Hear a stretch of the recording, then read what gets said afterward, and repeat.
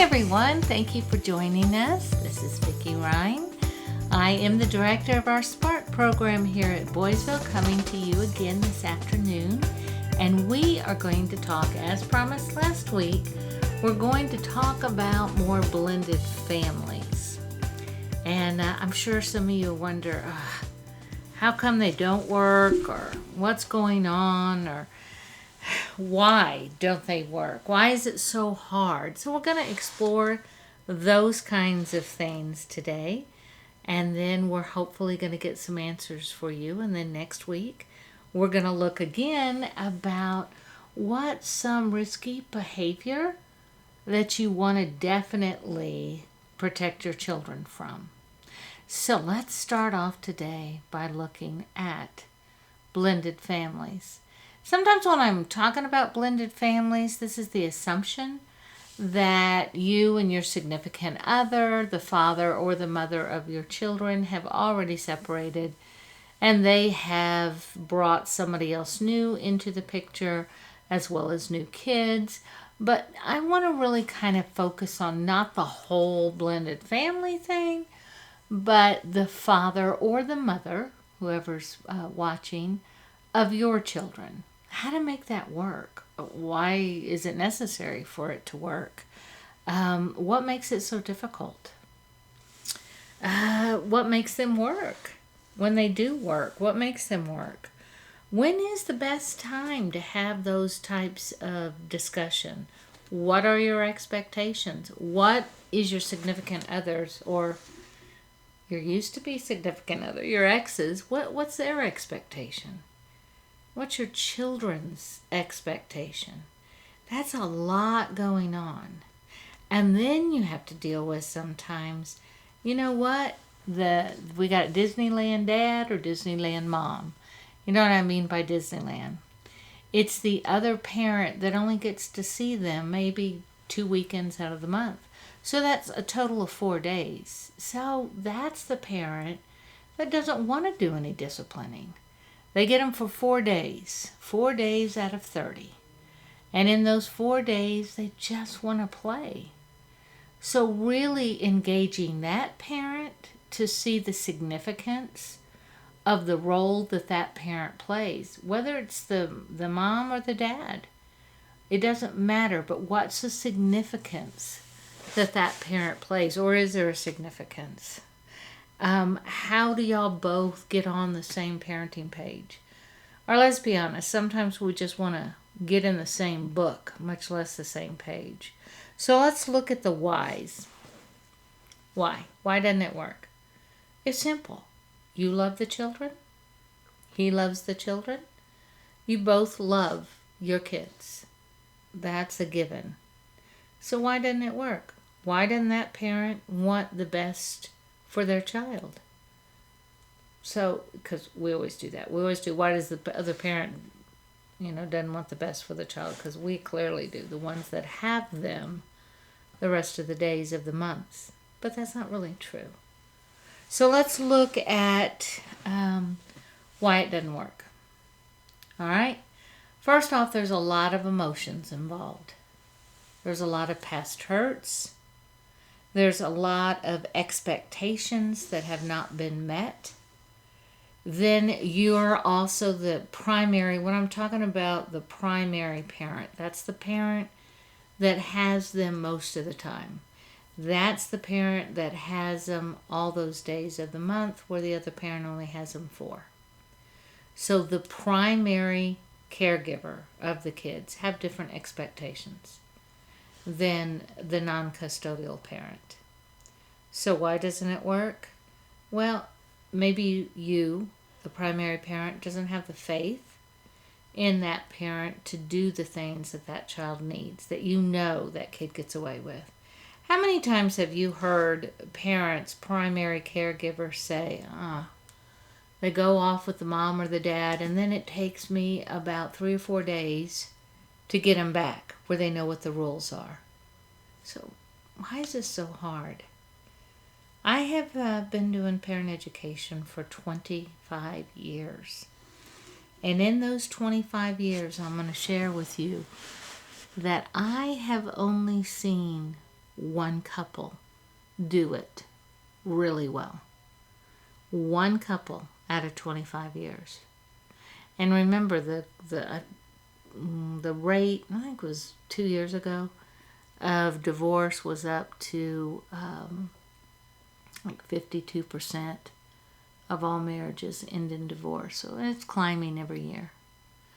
Or they don't get married. So there's no faith in the decision. One parent always is the fun one or always is the favorite one. And then here's what happens with the primary parent, custodial parent. Then you start thinking, I'm tired of being the disciplinarian. I'm tired of being the one that's the no fun parent. So then guess what you do? You start not saying no. You start giving in to your kids because you're tired of being the bad guy. But here's what we need to look at. What is the best thing for the child? Here's the thing. When you have a kiddo with somebody, you are tied to that somebody for 18 years, if not longer. You are tied to that somebody that your child shares their DNA.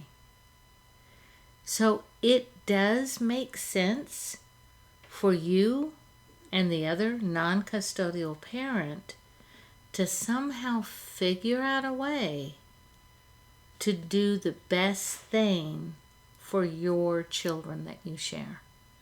So that means you have to sometimes put aside your emotions. You have to also put aside your control factors. A lot of us, let's be honest, we want to control what goes on. We want to control what our kids see and do. We want to control all aspects because we don't think it's good. So, here's the thing.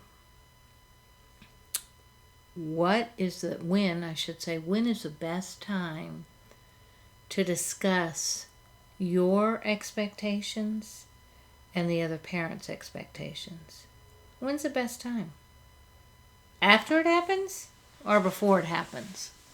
I'm going to tell you before it happens. Because here's some things you can count on. When you're dealing with kiddos, you can count on the fact that they are going to be master manipulators if you allow them to, of the two parents. Well, when I'm at Dad's house, he blah, blah, blah, blah, blah. Or, well, Mommy says da, da, da, da, da, whatever the case might be. So you know that. You know that going in. And you also know this. You came from one spot and he came from another spot. He got a toolbox from his parents that he's bringing into this relationship. And you got a toolbox from your parent that you're bringing into this relationship. You guys are having a hard time agreeing on a lot of different things. So here's one thing that all you have to do is focus on that. And that is what is best for your little junior or your little juniorette. What's the best thing for that child? What are they getting away with? What's important to you? What's important to him? And then you have to figure out that it's not about you. And it's not about the other parent either. Who's it about? Yep, y'all know the answer. It's about the kiddo.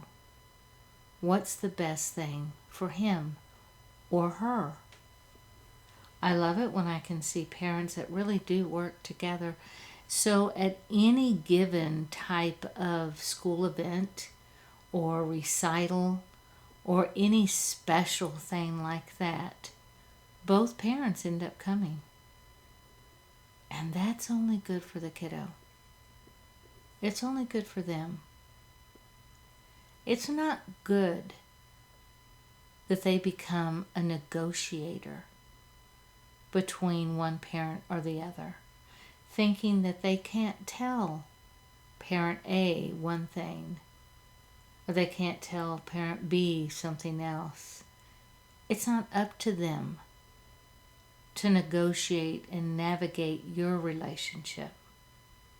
That's up to y'all to help them get the best from both of y'all.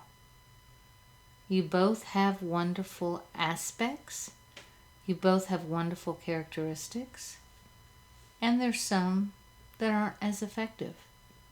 There's some that needs tweaking. So, what are we going to do?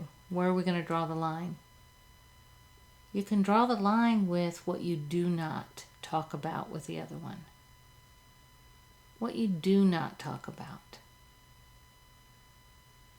We don't talk about the other parent's faults or weaknesses to our child.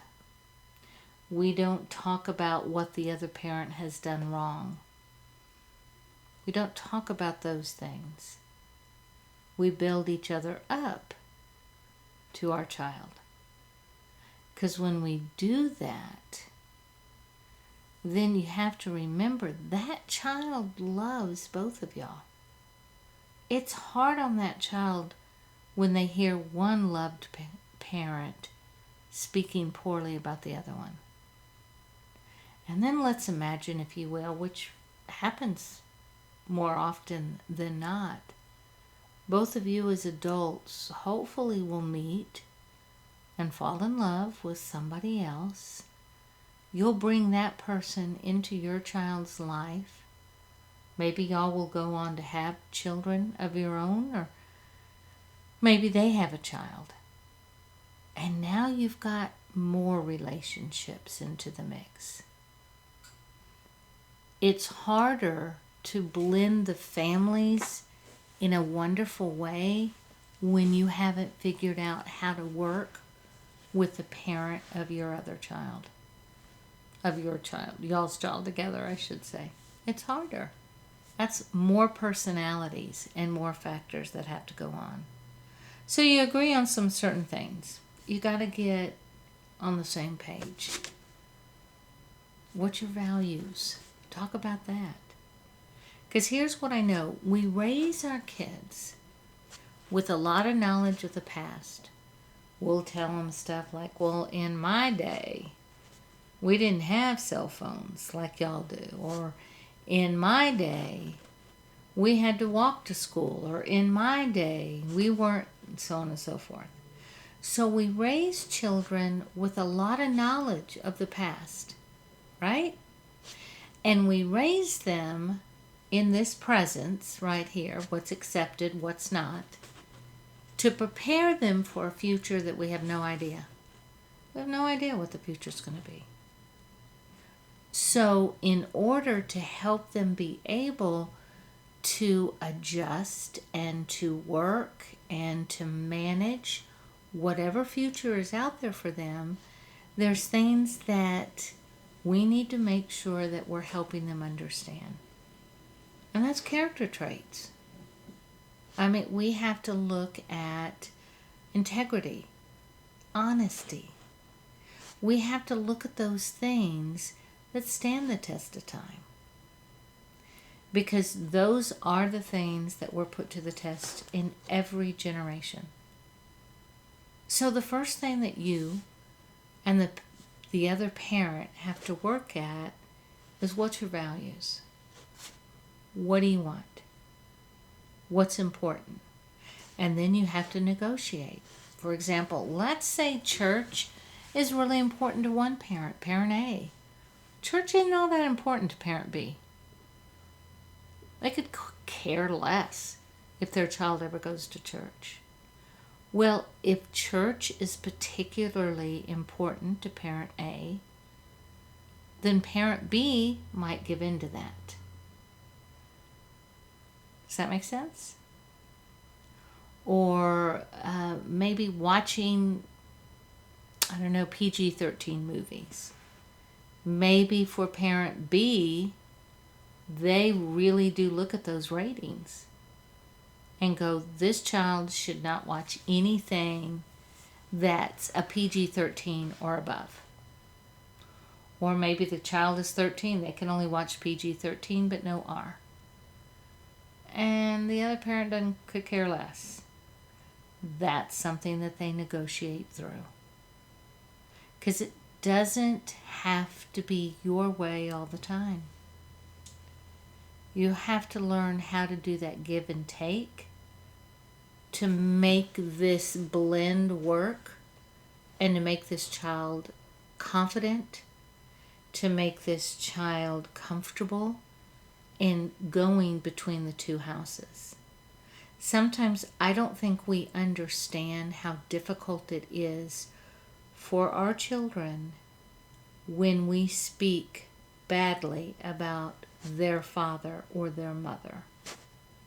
It reflects on who they are.